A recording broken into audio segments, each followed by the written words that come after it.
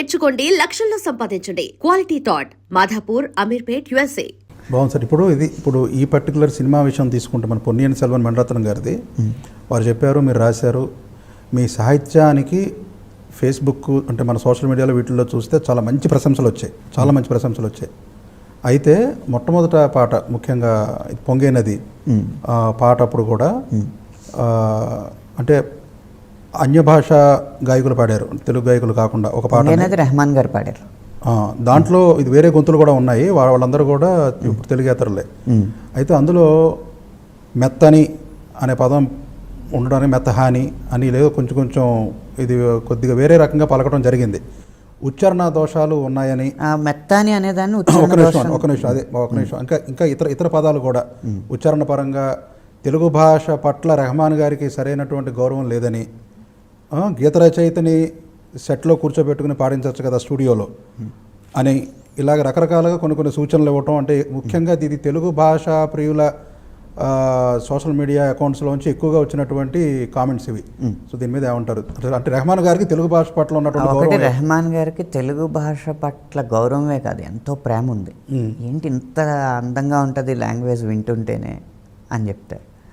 రెండోది మెత్తహని అనేది మనం హకారం ఎప్పుడైతే జానపద శైలి కావాలో అలా చాలా పదాల్లో లేహేత్త వయస్సులు ఇలాంటి లేహేత్త వయస్సులు అని కిరవాణి గారి పాట ఏదో. అవును. ఆ హకారం అనేది ఒక రకమైన చమత్కారానికి జానపద శైలి రావడానికి మనం ఉపయోగిస్తాం. ఆ వాడుక మనకి ఉంది జానపద శైలిలో. మన్నే మెహత్తాని పడక అది నేనే పర్టికులర్గా అలా సౌండ్ చేసినప్పుడు ఇది చాలా బాగుంది అనిపించి ఉంచింది. ఓకే. రచయిత రికార్డింగ్ థియేటర్లో ఉండకపోవచ్చు. మొదటి నుంచి రెహమాన్ గారి విజయమే సాంకేతికతను వాడుకోవడం.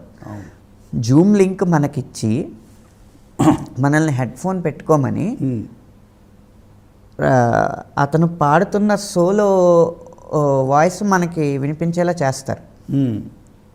అంటే లైవ్లో కాదు కానీ పాడేసిన తర్వాత వారు అక్కడుండి ఒక గాయకుడు ఎవరైతే ఉన్నారో వాళ్ళు అక్కడుండి ఆ సోలో వాయిస్ మనకి వచ్చేలా చేస్తారు. దాంట్లో ఉచ్చారణ దోషాలు ఏమన్నా ఉంటే మనం సరిచేయచ్చు. ఒక్కొక్కసారి ఏమవుతుందంటే ఆ పాడిన గాయకుడిని ఆఖరి నిమిషంలో మార్చాల్సి వస్తుంది. అప్పుడు మనం అందుబాటులో ఉండకపోవచ్చు. అంటే సినిమా నటుల డేట్లు తీసుకున్నట్టు మన డేట్లు కూడా తీసుకుని రికార్డింగ్స్ ఏర్పాటు చేస్తే బాగానే ఉంటుంది. ఒక్కొక్కసారి అలాంటి ఉచ్చారణ దోషాలు దొరుకుతూ ఉంటాయి. అయితే రెహమాన్ గారు పాడినప్పుడు మాత్రం నేనున్నాను. ఆయన డెక్కలిపుడే రెక్కలివని అని పాడారు. సార్ అది రెక్కలవని అంటే న్యూయార్క్ నుంచి ఆయన స్టూడియోలో రికార్డ్ చేసి మళ్ళీ పంపించారు అర్ధరాత్రి. ఆయన ఎప్పుడూ తిరస్కరించరు ఈ ఉచ్చారణ దోషం ఉంది పాడండి అంటే. చాలా కొత్త విషయం చెప్పారు. ఒక రకంగా రెహమాన్ గారి మీద ఉన్న ఒక మచ్చని మీరు తుడిపేశారు ఇవాళ. రెహమాన్ గారికి మాత్రం తెలుగు భాష మీద ద్వేషం లేదు, ప్రేమ. తెలుగు భాషనే కాదు ఏ భాషలోనూ ఉచ్చారణ దోషాలు రాకుండా ఉండాలని చూసుకుంటారు. మాది కూడా అందరూ విద్యార్థులు ఏ విద్యార్థి 100కు 100 మార్కులు పూర్తిగా తెచ్చుకోలేడు కదండి. అంతేనండి. అవును. మేము ఒక పాటలో ఒక 40 సవరణలు చెప్తే 41ది ఎక్కడో మిస్ అవ్వచ్చు, కానీ వినేవారికి 40 కనపడవు కదా. మా కృషి 40లో తెలీదు, 1లో తెలుస్తుంది. అది కూడా ఇలా అందుబాటులో లేకపోవడం వల్ల ఆ టైంకి మేము ఇప్పుడు సెల్ ఫోన్లో ఎంత విన్నా కూడా ఒక రకమైన జడ్జిమెంట్ రాకపోవచ్చు, దూరంలో ఉంటాయి. అన్నీ ఇంటర్నెట్ అందుబాటులో ఉండి వైఫై అందుబాటులో ఉండి ఆ హెడ్ ఫోన్స్ పెట్టుకునే సౌలభ్యం ఉన్నప్పుడు మా ప్రయత్నం ఏం చేస్తాం. బాగుంది. ఉచ్చారణ దోషాలు లేవంటలేదు, కానీ మా కృషి కూడా లేకపోలేదు. గరికపాటి గారి విషయానికి వస్తే, గరికపాటి గారు చిరంజీవి గారేమో ఆయన అసలు పూర్తిగా లబ్ధ ప్రతిష్ఠులు, గరికపాటి వారేమో శబ్దవరిష్ఠులు. అంటే నా ఉద్దేశం ఎవరి రంగాల్లో వాళ్ళ స్థానాల్లో ఉన్నటువంటి వ్యక్తులు. నిజంగా చిరంజీవి గారు నొచ్చుకున్నారా లేదా అనేటువంటిది ప్రపంచానికి తెలియదు అసలు. కానీ వీళ్ళు నొచ్చుకోవటం మూలాన చిరంజీవి గారిని అగౌరవపరిచిన విధంగా ఉంది ఆయన టోను అన్నటువంటి కారణాన పూర్తిగా విమర్శలు చేస్తున్నారు చాలామంది. అయితే అక్కడ గరికపాటి గారి స్థానంలో ఆయన కాకుండా వేరే ఎవరున్నా కూడా ఇలాగే స్పందించేవారా? ఒకటి, చిరంజీవి గారు హర్ట్ అవ్వడం అనేది ఎవరో చూడలేదు. అక్కడ చిరంజీవి గారు అంత పెద్ద మనిషిని ఆయన అనడం తప్పని మిగిలిన వాళ్ళు స్పందించారు. చిరంజీవి గారు హర్ట్ అయ్యారు లేదా అనేది కూడా ప్రస్తుతం. రెండవది, నేనైతే వ్యక్తిగతంగా అక్కడ గరికపాటి గారి పదులు ఇంకొక పండితుడు, ఆయనకన్నా పెద్దవారైన చిరంజీవి గారి పదులు ఇంకో హీరో ఉంటే ఇలాగే స్పందిస్తాను. మహా అయితే ఒక 2-3 రోజులు ఆలస్యం అవ్వచ్చేమో. ఎందుకంటే నేను గాడ్ ఫాదర్ వర్క్ చేస్తున్నాను కాబట్టి గాడ్ ఫాదర్ ప్రమోషన్స్లో భాగంగా ఇంటర్నెట్, యూట్యూబ్లు తిరగేయడం, వెంటనే ఈ వార్త తెలియడం, ఆ తర్వాత సక్సెస్ మీట్ రావడం వల్ల ఆ వేదికగా స్పందించడం అనేది జరిగింది. అంతే. అయితే ఒక 2 రోజులు ఆలస్యం అవ్వచ్చేమో కానీ అక్కడ వ్యక్తులు మారినా నా స్పందన ఇదే ఉంటుంది. రెండోది, మీరు అడిగిన రెండో భాగం, ఇదివరకు కూడా చిరంజీవి గారి మీద ఇలా స్పందించారు కదా, అప్పుడు అనలేదు అని. ఇదివరకు చిరంజీవి గారి మీద స్పందించింది ఎవరంటే, చిరంజీవి గారి మీద దుర్భాషలాడడం అనేది ఎప్పటి నుంచి మొదలైంది? 2009 నుంచి ఎక్కువ మొదలైంది. అంటే ఆయన రాజకీయాల్లోకి వచ్చింది. అదేంటంటే రాజకీయపరమైన స్పందనలు. దానికి చిరంజీవి గారి మీద ఒక నటుడు దుర్భాషలాడినప్పుడు ఆయన పార్టీలో ఉన్న అధికార ప్రతినిధులో లేకపోతే ఆ పార్టీ సభ్యులో దానికి ఇచ్చారు. అవును, అది కూడా జరిగింది. అయితే ఇప్పుడు ఆయన రాజకీయాలు వదిలేశారు. సినిమా పరంగా నేను స్పందించక ముందు చాలా తక్కువ మంది స్పందించారు. కాబట్టి ఒక సినిమా సభ్యుడిగా, సినిమా కుటుంబంలో ఒక పెద్ద మనిషికి అలా జరిగినప్పుడు స్పందించాలనిపించింది, స్పందించాను తప్పితే వేరే ఉద్దేశం ఏం లేదు.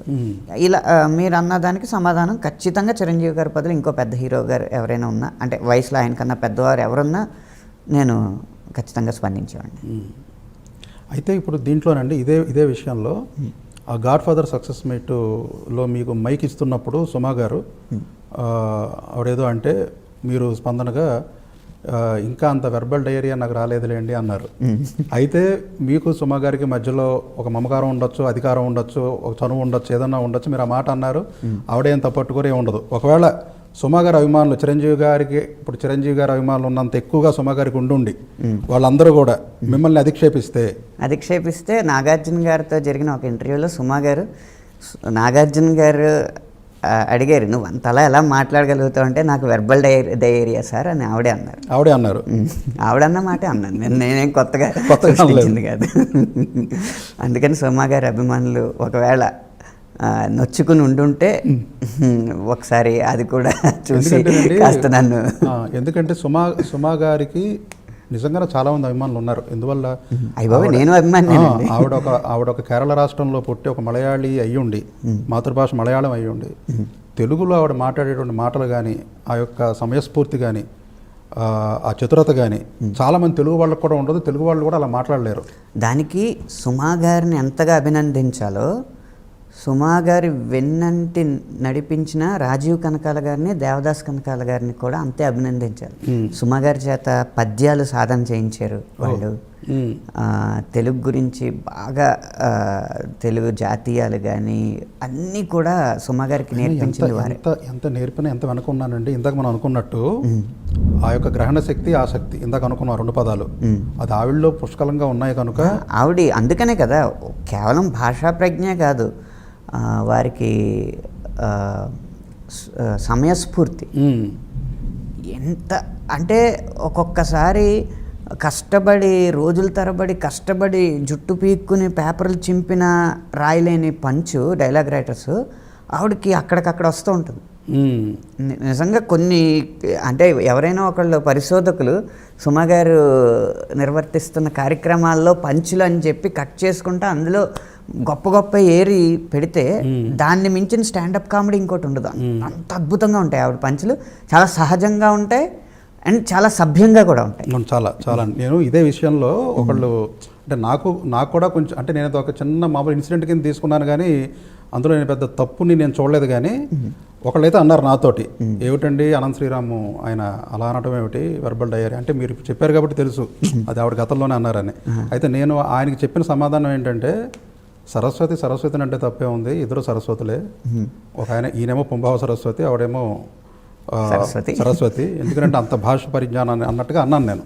కానీ తర్వాత ఆలోచిస్తే నాకు అనిపించింది ఇప్పుడు ఇంతలాగా అన్నారు ఏమిటి, ఒకవేళ ఈయన ఇలాగ అన్నట్టయితే గరికపాటి గారు చిరంజీవి గారిని అన్నది కూడా అదే విధంగా సరిపెట్టుకుని కాముగా ఉండొచ్చు కదా అని నాకు అనిపించింది. మీరు అడగడం కూడా మంచిదైంది. అందుకనే నాకు దృశ్యం కూడా గుర్తుంది కాబట్టి చెప్తున్నాను. గెస్ట్ ఎవరో కూడా నాగార్జున గారు అడిగితే నాకు వెర్బల్ డయేరియా ఏమండి అని ఆవిడ ప్రయోగించిన పదమే. బాగుంది. సో సుమా గారి అభిమానులకి మీరు క్లారిటీ ఇచ్చేశారు. కానీ ఇప్పుడు వరకు సుమా గారి అభిమానులు ఎవరు అడగలేదులేండి. వాళ్ళు అడగకుండానే మీరు క్లారిటీ ఇప్పించేశారు. చూసారా అక్కడ మీ చతురత. బాగుంది సార్. ఇప్పుడు ఈ సందర్భంగా మిమ్మల్ని కాకాసురుడితో పోలుస్తూ అంటే కాకా పెట్టే అసురుడు అంటే చిరంజీవి గారిని కాకా పడుతున్నాడు అంటూ ఒక ఆయన మిమ్మల్ని విమర్శించడం జరిగింది. అంటే కేవలం కాకా పట్టడం కోసమే ఈ యొక్క గరిక కథ చెప్పారు వేదిక మీద అని. దానికి మీ సమాధానం ఏమిటి? 2-3 పాయింట్లో ఉంటుంది సమాధానం. ఒకటి, మిమ్మల్ని ఒక చిన్న ప్రశ్న అడుగుతాను, మనస్ఫూర్తిగానే చెప్పండి.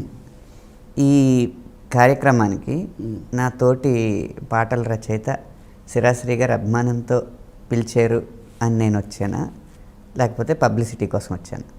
ఖచ్చితంగా మొదటిదే కదా. నేనైతే అదే నమ్ముతున్నాను. కానీ యూట్యూబ్లో కొంత ఏమైందంటే, ఎప్పుడో మనం సినిమా రంగంలో ఒక వెలుగు ఉంటాం. రేపు నాకైనా అంతే, ఒక మీకైనా అంతే. కొంతకాలం పని చేయగలం, తర్వాత కొత్త నీరు వస్తుంది.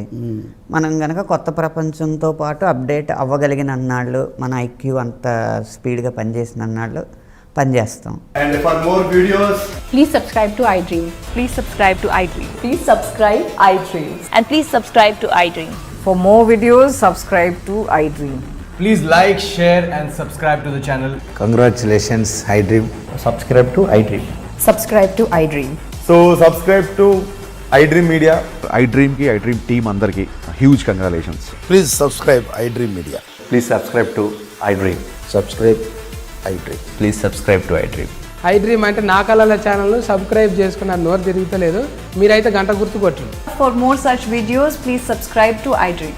Subscribe to iDream. Please subscribe to iDream. Please subscribe iDream Media. Please do subscribe to iDream. Please subscribe to iDream Media. For best entertainment and information, please subscribe iDream. And don't forget to subscribe to iDream. And for more videos, Please subscribe to iDream. Please subscribe to iDream. Please subscribe iDream. And please subscribe to iDream. For more videos, subscribe to iDream. please like, share and subscribe to the channel. Congratulations, iDream. Subscribe to iDream. Subscribe to iDream. So subscribe to iDream Media. iDream team andarki huge congratulations. Please subscribe iDream Media. Please subscribe to iDream. Subscribe iDream. Please subscribe to iDream. iDream అంటే నా కళల ఛానల్ను subscribe చేసుకున్న నోరు తిరుగుతలేదు. మీరైతే గంట గుర్తు కొట్టండి. For more such videos, please subscribe to iDream. Subscribe to iDream. Please subscribe to iDream. Please subscribe iDream Media. Please do subscribe to iDream. Please subscribe to iDream Media. For best entertainment and information, please subscribe iDream. And don't forget to subscribe to iDream.